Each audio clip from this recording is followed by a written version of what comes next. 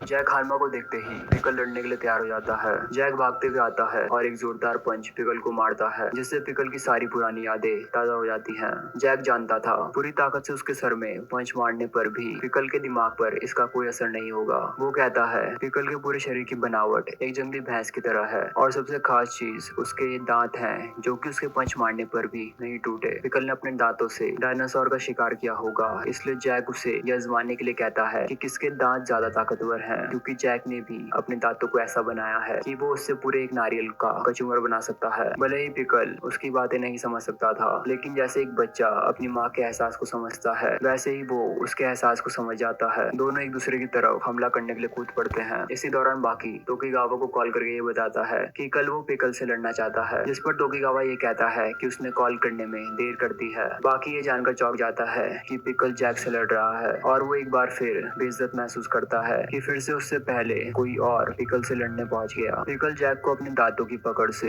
इधर उधर घुमाकर दूर फेंक डालता है। तोकीगावा ये देख के चौंक जाता है कि पिकल ने जैक का चेहरा खा लिया है और वो उसका मांस चबा के निकल जाता है। लेकिन जैक अब हंसने लगता है। जैसे ही पिकल उसके करीब आता है, जैक घूमकर एक जोरदार पंच उसके जबड़े में दे मारता है। जैक को समझ नहीं आता कि उसने कई दुश्मनों से लड़ाई करी है और एक ही पंच में कईयों के जबड़े तोड़ डाले हैं, पर पिकल पे इसका कोई असर नहीं हुआ। पिकल अब वापस उसी पोज में आ जाता है जिससे उसने रेत्सु को बुरी तरह घायल किया था। बाकी और रेत्सु दौड़ते हुए जैसे ही एरिना में पहुंचते हैं तो